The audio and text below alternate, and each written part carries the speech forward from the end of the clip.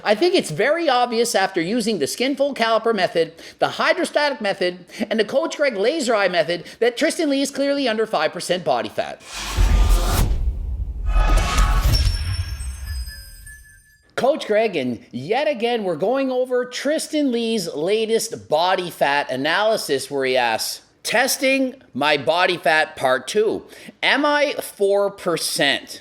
Well, we already know he's 4.93% because I did my laser eye analysis, but we're going to see what percent body fat does he come out as on a hydrostatic weighing test. What this test does is it measures how much you weigh underwater, and based on a formula, it estimates your body fat percentage. On average, this test is pretty good. It's usually within 2% body fat of what you really are. So if you come out at 10%, you might be 8 or 12. If you're 20, you might be 18 or 22. If you're 5%, you might come out as being 3 or 7. So in his previous video, he was estimated to be 5% body fat using the skinfold caliper testing. The guy wasn't doing it quite right. He was doing the best he could, but of course it's going to vary. And depending on the person testing, the accuracy can be a lot better or a lot worse than it should be. So let's see how he makes out. How close will he be to his exact body fat of 4.93%? What's making you come in here today?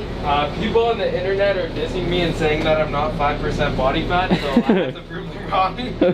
And I don't understand the controversy because Tristyn Lee is shredded. When he says he's 5%, if anything, I would have assumed most people would have thought he was lower. But Tristyn Lee himself thought he was 6 to 6.5% body fat. Normally, when someone makes a claim that they're 5% body fat, you know they're wrong. But in Tristyn Lee's case, this guy, he's freaking shredded. If anyone can be under 5% body fat, Tristyn Lee is going to certainly be that person. So after stirring up some controversy in the fitness industry here, we're at the Body Fat Test California here in LA. Just finished up the workout at Zoo Culture, so I'm feeling pretty lean. They said 2 hours fasted, but I read online that there's some things about strenuous exercise before. She said it's fine, so we're here, we're doing it. So he read that you only need to fast for 2 hours. This is completely inaccurate. You need to be fasted completely. What this test does is it measures how much you weigh underwater. If you just had a big meal 3 hours prior, that's certainly going to affect how much your body weighs. Another factor is what kinds of foods are you actually eating? If you eat like Coach Greg and you're eating a lot of low-calorie dense foods, you know, foods that are high in fiber, guess what that produces? Gas. Gas floats. Gas is air. Fibrous foods form a lot of gas. Gas helps you float. And if you float more, you're going to weigh less in water, and that's going to make it appear that your body fat is higher than last time. As you know, Tristyn Lee's on a very low-carb diet, so he's actually going to have less gas formed than most people. This will result in him having a lower body fat percentage on a hydrostatic weighing test than the average person. We're gonna throw ourselves into the tank, submerge ourselves, and hopefully get a more accurate result. They said it only takes like 10 minutes to run, and we get the results pretty much immediately. So I don't know if it accounts for water weight or not, but it is the most accurate form of testing, I believe, other than, like, I guess, Harpenden caliper. Maybe I'm getting old. I heard it wrong. I didn't hear him say Coach Greg's laser eyes. Did you hear him say that? The most accurate form is Coach Greg's laser eyes. Second most accurate would be an MRI test. DEXA scan, that's not going to be accurate either. And skinfold caliper testing is only as accurate as the person doing the test. After this, we're gonna go get the even more accurate method, DEXA scan.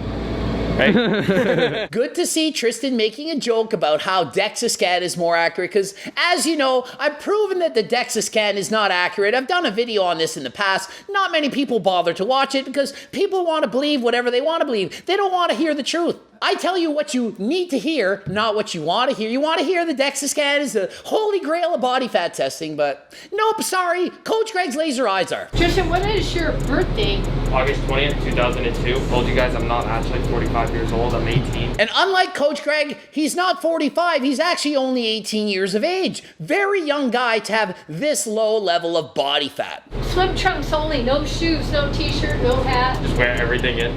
I think it's an accurate test. And he's stripping down, and I'm assuming the person doing the testing's got to be thinking, yeah, this kid's going to be under 5%. I mean, this is about as lean as you can humanly get. I would predict that this is the leanest person that she has ever, in fact, tested. and he weighs in at 139 pounds. He steps into the tank, and she asks him to rub his shorts. And no, it's not to get him excited. It's so that he removes all the air bubbles. As you know, the air bubbles will cause him to float, and this would affect the test. And then take that black weight belt next to you and pull it across your lap like a seat belt. And the reason for the seat belt is you need to know how much he's weighing underwater. And frankly, when I did this test in university, we had to actually add weight to this. Some people, they don't actually sink in water, they float because their body fat is too high. The more body fat you have, the better you can float. If you can go for a swim and just lay back and relax and you're floating, well, that's a good sign that you're obese. If you're actually lean and have a lot of muscle, you sink to the bottom, that's a good sign that you're shredded. Tristyn, the goal of the test is to exhale all of your air underwater,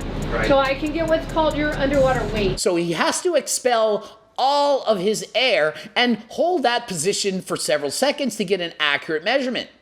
One of the biggest problems with hydrostatic weighing is people are uncomfortable expelling all of their air. Let's face it, you're underwater. You're used to holding your breath underwater. You're not holding your breath for this test. You're expelling all of your air. You have to keep blowing until there's not 1 ounce of air left in your body. It's very difficult to do. It's uncomfortable, and not everyone has the ability to do so. If you are unable to expel all your air, you're going to get an inaccurate result. And they're repeating the test multiple times so that you can practice expelling all your air. And for the most part, people are more comfortable blowing out all their air the second and third time. So if you repeat the test, you're going to get a more accurate assessment. One of the reasons this test cannot be 100% accurate is because it's an estimation. For example, even when you blow out all your air, I'm talking every single bit of air you can possibly blow out, there's still air left in your lungs. You can't expel all of the air in your lungs. So the formula predicts that there's a certain amount of air left. It factors that into the equation,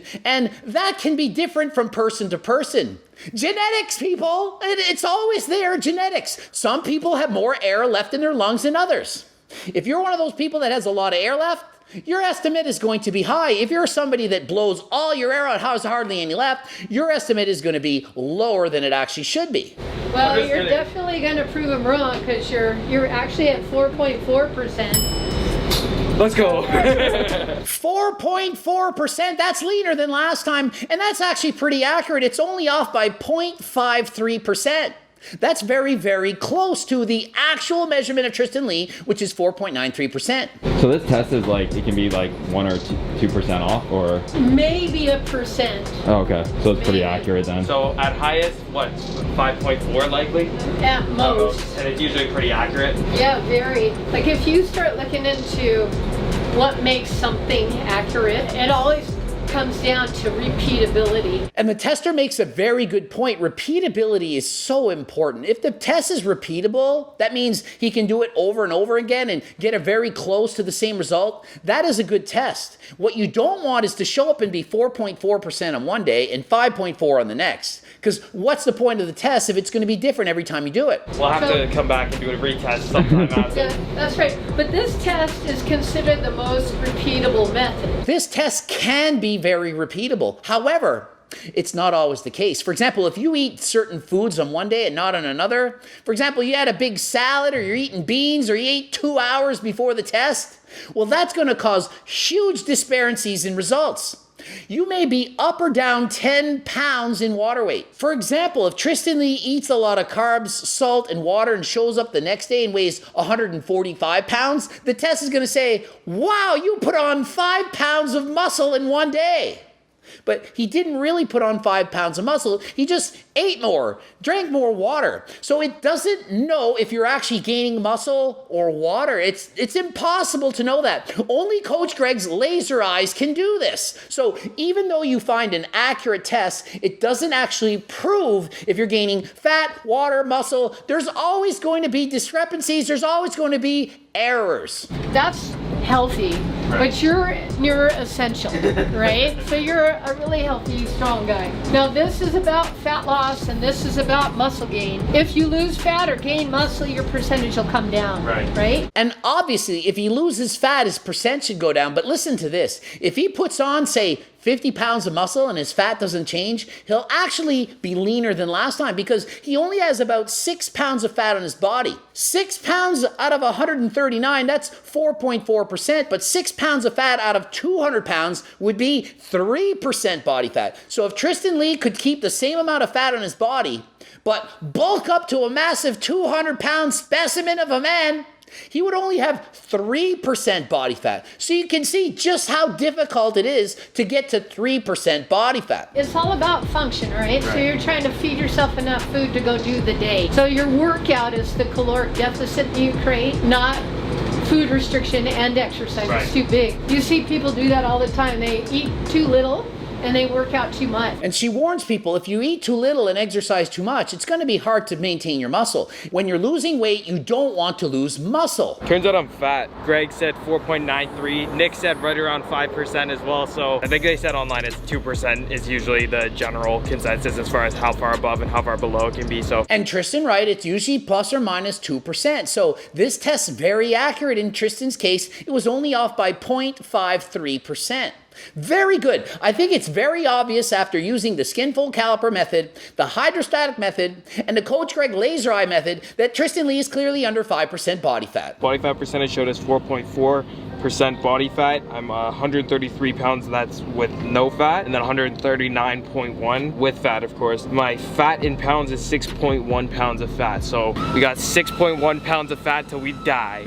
That doesn't mean he can lose 6.1 pounds of fat before he dies. It's impossible to lose all your fat and get down to 0%. Not even Ronnie Coleman is actually 0.33%. 0.33 was dipped underwater. There's something called essential fat. That's fat required to live. It's fat you cannot lose. In Tristyn Lee's case, it's about 3%. That's about 4 pounds of fat. He has 6 pounds. If Tristyn Lee were to say, I'm on a starvation diet, I refuse to eat for the rest of my life, he would continue to lose muscle until he no longer exists. He could not get lower than about 3% body fat. That's just the human body's requirement for fat. It's not fat under the skin, it's fat to live in your organs. Essential fat for people in their 20s, they say I'm almost 20, I'm 18. Okay, so let's just show it up close.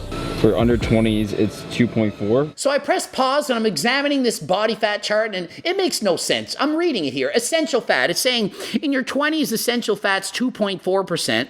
In your 40s, it's 6.6%. That is BS. There is not a higher number of fat that you require to live when you get older. I'm 45. That means I need 6.6% body fat to live. Last time I competed, I was at 5% body fat, so I don't remember dying. HRT wouldn't do that for me. He'd say, Coach Greg, don't get too lean. We don't want you to die. Metabolic rate is 1,807 calories per day, so that's what I need literally just to exist. So his resting metabolic rate, it seems about pretty accurate based on this test, 1,800 calories. If he just lays there in bed and does nothing. But because he exercises, he's active, he goes to the gym and works out, he needs to eat closer to 2,400 calories to maintain his 4.4% body fat. Don't forget to subscribe, join my newsletter, follow me on TikTok and Instagram, and buy my freaking cookbook. Of course you want to buy that. And until next time, I am out. If you eat like Coach Greg and you're eating a lot of low-calorie dense foods, you know, foods that are high in fiber, guess what that produces?